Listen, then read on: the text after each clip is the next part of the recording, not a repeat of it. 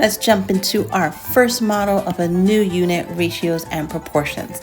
And in this one, we have a situation with Chris making some snack mix. He has 4 cups of cereal, 3 cups of pecans, and 2 cups of raisins in his snack mix. And we want to talk about and think about how to compare the quantities. And when we're thinking about ratios, that's what we're doing. Ratios help us compare and think about different quantities that represent different units or different amounts. And those amounts can represent different things. So in this case, our snack mix, our amounts represent these 3 things. So the cups of cereal, as an amount, we have 4 cups. For pecans, we have 3 cups. And for raisins, we have 2 cups. Another way I can think about this is as an entire trail mix, as our snack mix. It would be comprised of all of those cups together, all mixed together, 9 cups. Okay, so in this one scenario, look at all the different quantities we have that we can talk about. And in the first part of our question, we're asked, can we think of 3 different ways to write the ratio of cups of cereal to pecans?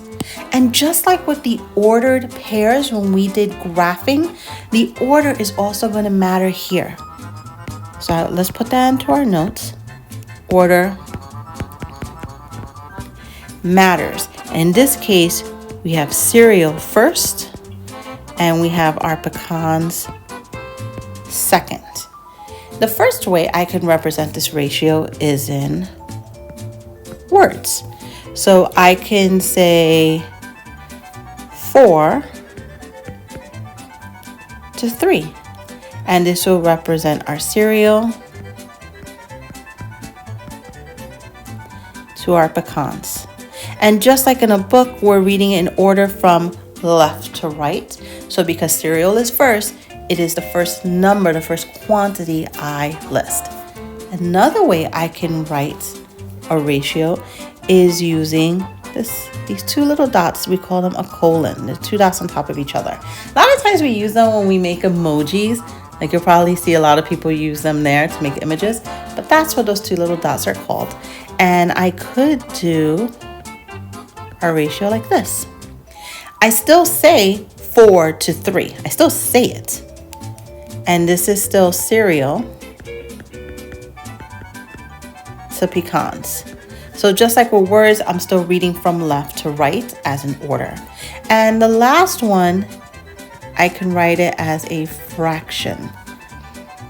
So 4 over 3, because like a book, now I'm reading from top to bottom.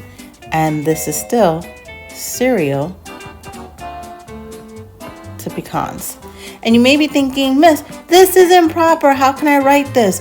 Well, because most of the time when we think about fractions, we're thinking about a part of the whole thing, like a piece of the whole thing. But I can also use a fraction to represent 2 different quantities. This is not the whole thing. This is just a part that is cereal and the part that is pecans, which leads us to our second question. What does this compare? Does it compare part to part to whole? And I had a typo, a whole to a part. So I'm going to use the fraction one. And we know that we have cereal and pecan. So this represents a part to part ratio. Both of those numbers, 4 and 3, are quantities that represent just different parts of the entire snack mix. Okay, so let's hit pause so we can jot this one down into our notes. And let's go to our next problem. Okay, here we go. Same situation. Now we're being asked to write ratios to compare the amount of each ingredient to the amount of snack mix. So ingredient to snack mix. This is a part to whole. So let's think of the cereal first.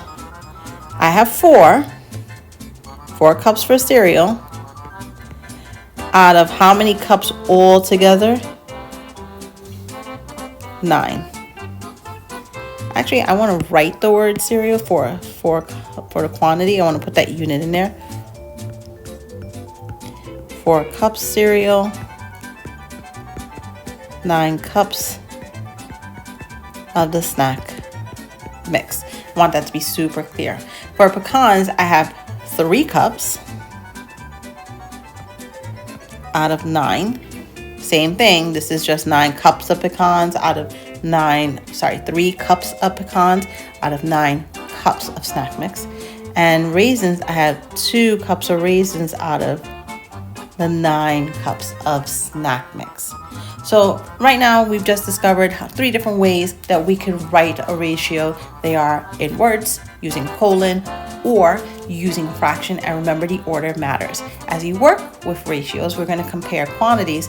So it might be part to part, like in the other problem, or in this case, it could be a part to whole, where we're talking about 1 part out of the entire mix. All right, so we're going to hit pause over here so you can jot this one down into your notes, and make sure you're thinking about this as you're working through your problems. See you in the next lesson.